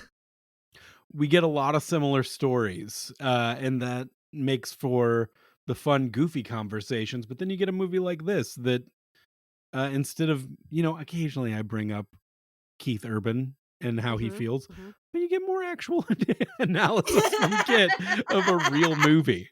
Oh, I was just like it gave me a lot of interesting thoughts while I was having it about like how do I feel about my own I mean, I'm only in my 30s, but like I have all kinds of anxieties about growing older and becoming irrelevant to society because society decides that like, oh, once you're not of a fuckable age, you are worthless to us. And that sucks. It sucks a lot. And so, yeah, I definitely connected with the movie because of that and connected with the characters because of it. And that's not something that usually happens when we're watching an erotic thriller.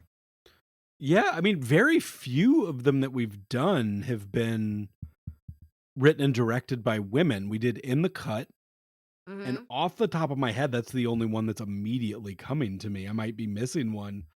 Um, do you think it's interesting though that Helena Rain, we do only see Nicole Kidman in this. This man doesn't show us cheeks, neither Mm. does Antonio. We're still You're only absolutely getting right.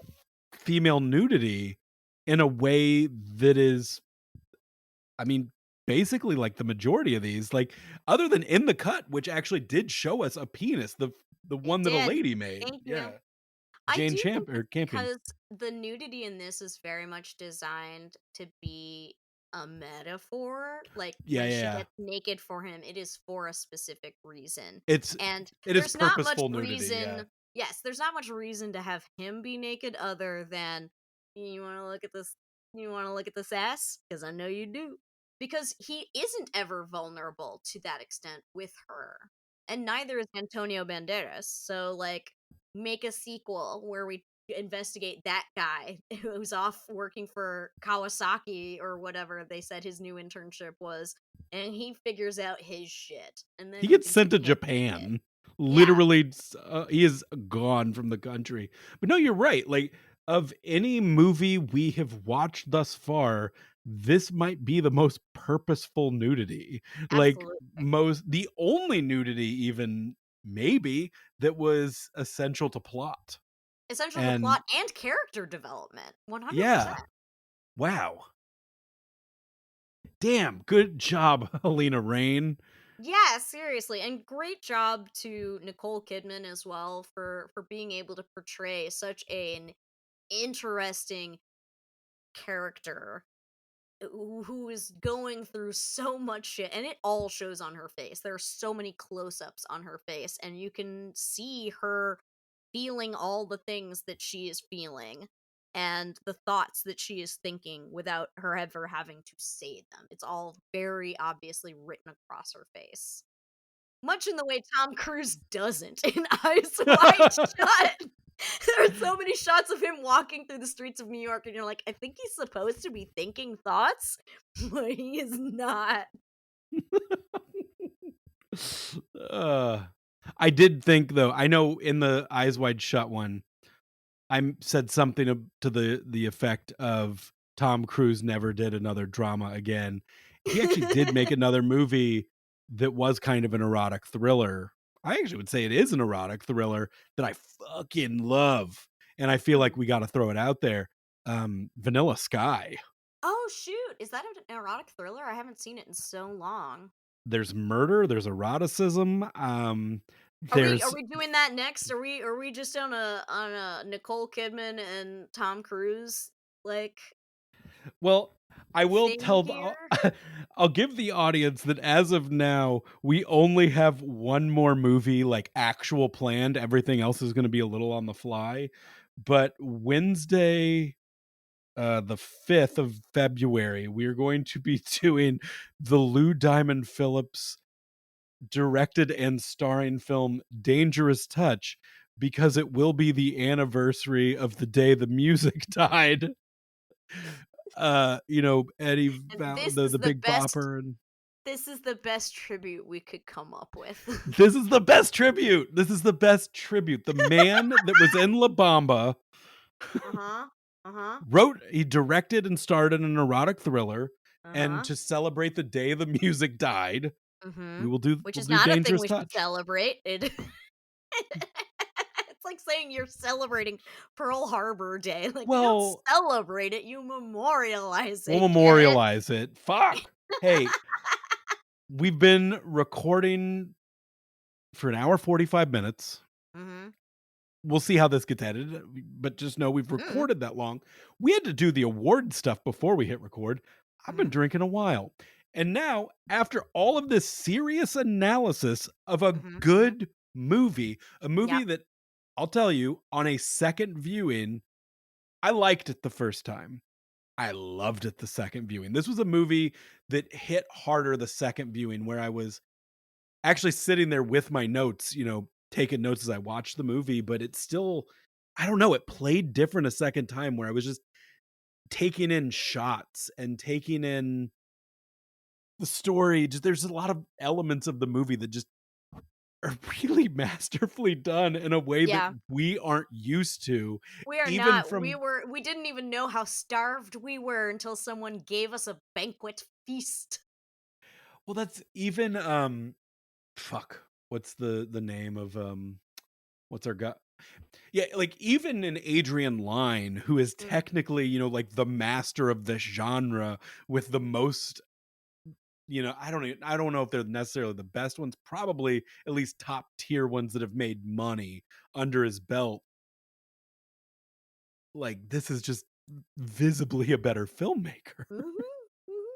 But that doesn't mean we can't subject it to the same criteria that we always do. So, Garrett, scale of 1 to 5, were you aroused?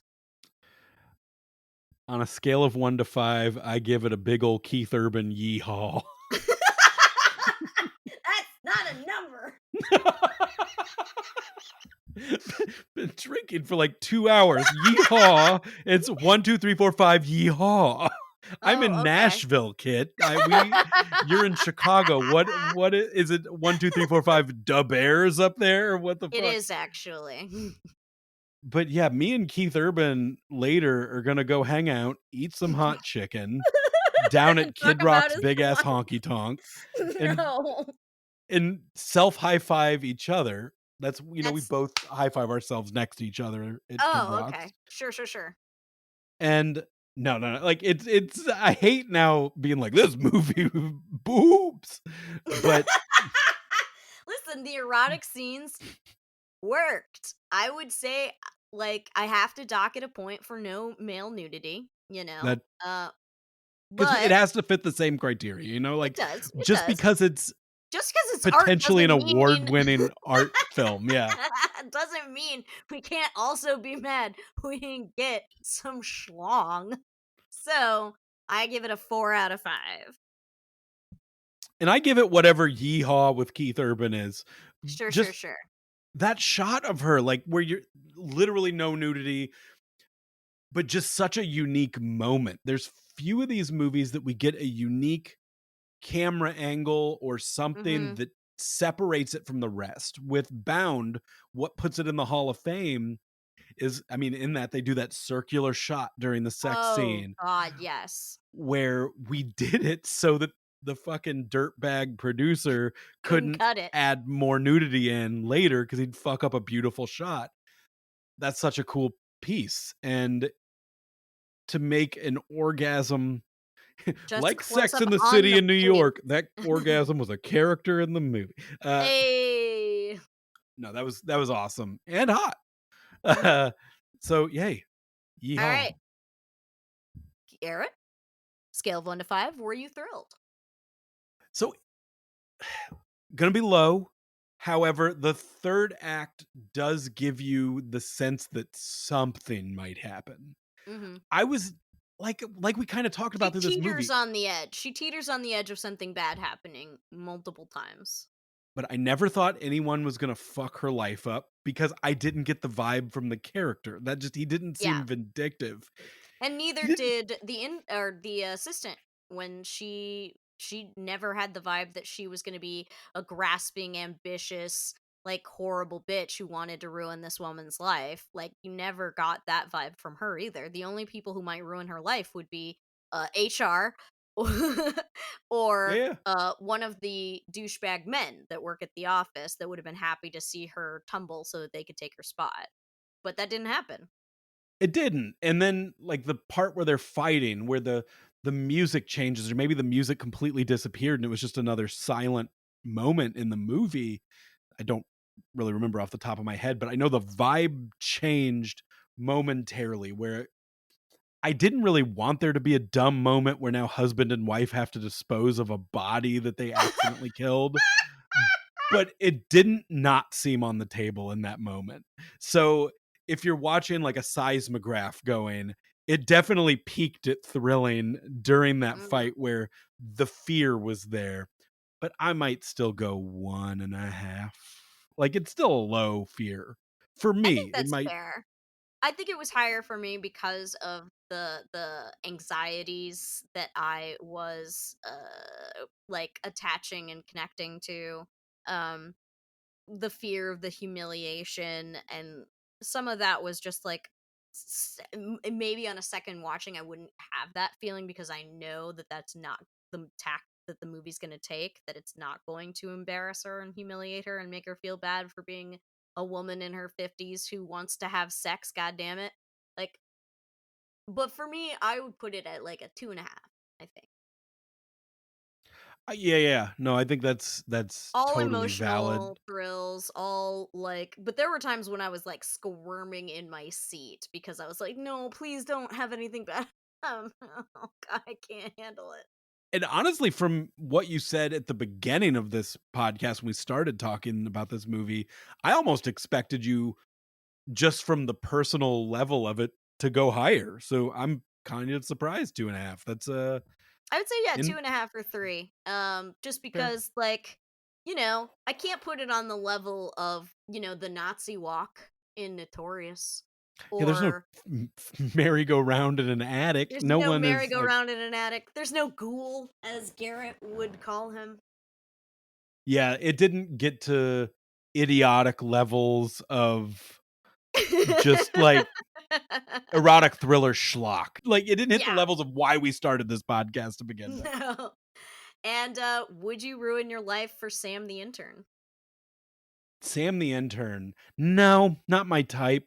But here's the thing. Mm. Apparently he's a master manipulator. And if I got to look at that tattoo of a cherub with a ski God mask and an damn it. AK-47, I'd be like, what does he know that I don't?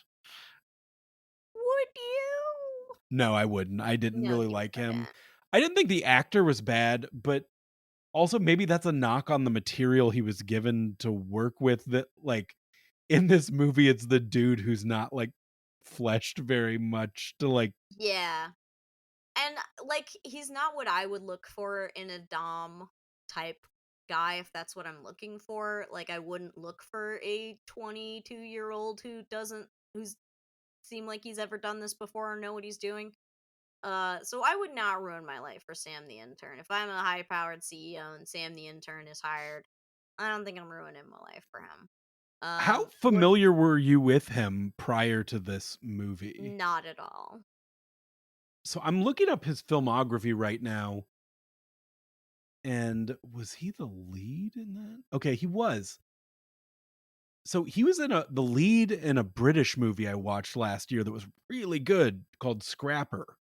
Never seen it. Um, about a dad that is kind of a scumbag, but finds out that he had a kid a long time ago, but was never able to see her, and is trying to trying to connect with a daughter he like knew he had but wasn't allowed to see. And that was great. But that was also a movie of him like kind of being a good dad. So I guess in my mind, and he was in the Von Erich movie, The Iron Claw from A24, where ripped as shit, but with a Lord Farquaad haircut. So how sexy is he really? I don't know. I guess I just look at him as a good actor now. Shit. All right. But would Not you just a little ruin your piece of life ass. for Nicole Kidman? Hell yeah. Hell yeah. Hell yeah. Are you kidding me? All I got, if what's going to ruin my life is a punch in the face from sad Antonio Banderas, I can take that all day, ma'am. That's a good point. Yeah, And that's fair. and I'll Yeah. also be uncomfortable dominating somebody. Mm.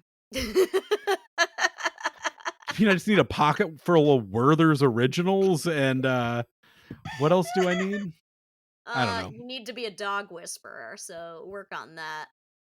No, like if anything, I would be giving her too many compliments. Like, you're obviously a beautiful lady. Like, this is insane that you are self-conscious about this, because you don't need to like, honestly, I would be the opposite of dominating. I would be such a little just like, hey, it's okay. You're beautiful. No, you don't have to do that to me. It's fine. I'll just do it to you. What do you Just want? what do you want? Yeah, I can't deny that I would ruin my life for Nicole Kidman, sure. Yeah. Yeah. You done good, Keith Urban. You done good. Fuck. 1-year anniversary in the books. Yeah. A24 gives us 2 good movies in Thank 1 year. Not just you. movies, but 2 erotic thrillers in a We're year. so lucky. And I love that A24 is dipping their toes into this and hopefully seeing that we like it enough that we kinda keep the genre alive because we Absolutely. Yeah, it shows that there's so much you can do with the genre. So much more than just what it, started as in the schlock of the 80s, where it's just there to titillate. You can do so much more with it. You can have really interesting conversations about sex and power and relationships, and I'm here for all of that as well as for the schlock. I love it all. Yeah, A24, I love that you're giving Helena Rain the camera and a pen and letting her do this, Mhm. but also maybe find an idiot. Maybe find like, I need equal opportunity between good and bad filmmakers Mm. because this is an area where bad filmmakers used to thrive. Good point. Well, yeah, we're gonna have to follow this up with something from Papa G's treasure chest of dog shit. You gotta have balance. You can't hit me with fucking Stanley Kubrick and then this piece of art, that Yeah, I enjoyed thoroughly. yeah, Yeah, you're something's right. gonna You're gonna suck have to next go week, digger. kid. Something for y'all to look forward to. All right, Garrett, send us home. Hey, everybody. Thanks so much for listening. Erotic Thriller Club at gmail.com. Questions, comments, concerns at Erotic Thriller Club if you want to hit us up on Instagram. Also, why didn't any of you listen to the Reindeer Games episode? It was such a hilarious drop off on downloads for the Reindeer Games one that I thought we lost our whole audience. I thought like so few people listened to the Reindeer Games episode. I thought it was a computer glitch, but y'all came back hard for Eyes Wide Shut where you just yelled in our face, "We don't want reindeer games." And I love you, but you're fucking stupid. Garrett, stop it! I've I been love drinking you. for 2 hours, kid, and it was a ghoul. It was a ghoul. So tell your friends, maybe not about this one, because Garrett's gonna yell at him. But like, subscribe, rate, review, blah blah blah, all that good shit. Tell a friend. We always love having new people in the club. Garrett, It's a new year, baby. Do you have any erotic resolutions? do I if none that I'm willing to talk about on camera. Mm. Well, as always, my resolution is to cry less and come more. All right, everybody. Hey! Send us one Hey. of Nicole Kidman's. Maybe that'll be hers after she finishes out her holiday season. Cry less, come more. Love it. It's actually a tagline for a movie written by an idiot. S All right, everybody. Happy New Year. We love you. Thank you Mhm. for spending a year with us. This has been fun as hell, and I can't wait to do it for another year, kid. I love you to death, and, Love you too, Garrett. this podcast existed for 2 friends to get to hang out and watch dumb shit together, and it turns out we got to watch some beautiful shit too. Aw. Wet your snails. We wanna shake you naked, need you alive. Have a good week.